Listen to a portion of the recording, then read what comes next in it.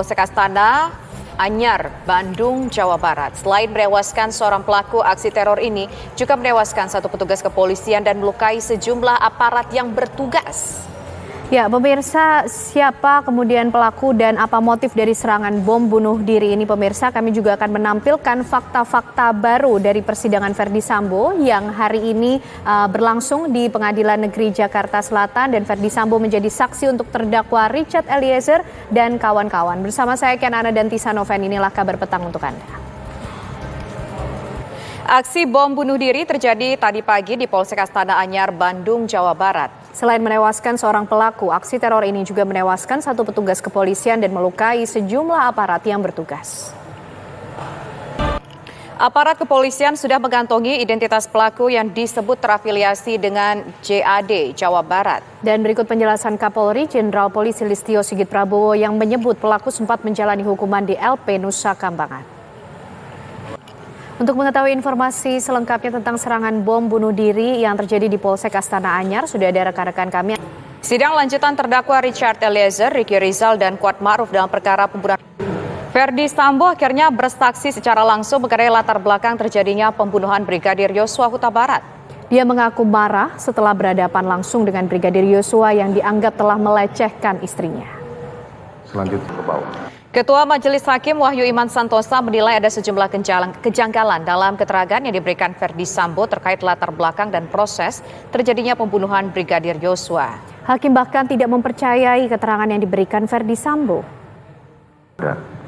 Untuk mengetahui bagaimana informasi terkini dari persidangan, sudah ada rekan kami Jasmine. Menjelang prosesi pernikahan Kaisang Pangarep dan Erina Gudono, nampak instruksi kasus pembunuhan wanita di apartemen Green Pramuka. 26 adegan diperagakan di Polda Metro Jaya.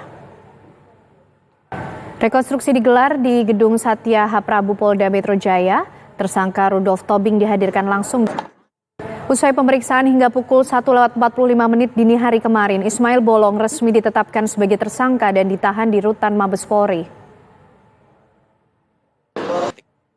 Pernikahan putra bungsu Presiden Joko Widodo, Kaisang Pangarep dengan Erina Gudono akan dilaksanakan di Pendopo Agung Royal Ambarukmo. Prosesi pernikahan akan menggunakan adat Jawa gaya Yogyakarta. Sebagai riasan, calon pengantin Erina akan menggunakan paes ageng kebesaran yang biasa dikenakan Putri Keraton Yogyakarta. Bagaimana pantauan persiapan prosesi pernikahan di kediaman Erina Gudono di Sleman, Yogyakarta, dan persiapan prosesi ngunduh mantu di Puramangkunegaran, Solo, Jawa Tengah? Sudah ada rekan-rekan kami.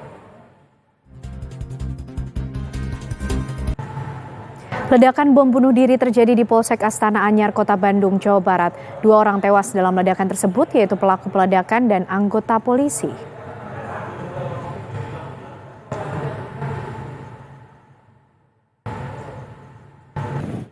Polisi mengungkap identitas pelaku bom bunuh diri di markas Polsek Astana Anyar, Bandung, Jawa Barat. Pelaku merupakan Agus Suyatno alias Abu Muslim, mantan narapidana kasus bom Cicendo, Bandung.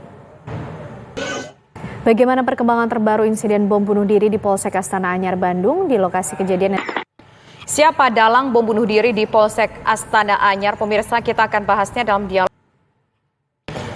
Pemirsa, kita melihat bahwa hari ini ada sebuah peristiwa yang cukup mengejutkan terjadi di markas polisi sektor Astana Anyar, Bandung, Jawa Barat, di mana ada peristiwa bom bunuh diri. Akibat serangan bom bunuh diri, 2 orang tewas dan sekitar 10 lainnya terluka. Korban luka umumnya adalah polisi. Serangan bom bunuh diri ini terjadi saat anggota Polsek Astana Anyar sedang menggelar apel pagi. Ya, dan siapa di balik serangan bom bunuh diri di Polsek Astana Anyar, Bandung? Untuk membahasnya telah bergabung bersama kita pemirsa, pemerhati kasus terorisme. Berikut kami kembali sesaat lagi. Jadi apakah pelaku ini dengan pengalaman sebelumnya di... Pemirsa, bagaimana kesaksian mantan Kadif Propam Polri Ferdy Sambo saat dikonfrontasi dengan mantan anak buah? Ya pemirsa, sebelum kita lanjutkan kabar petang hari ini, kita ikuti dulu kumandang azan maghrib untuk wilayah DKI Jakarta dan sekitarnya.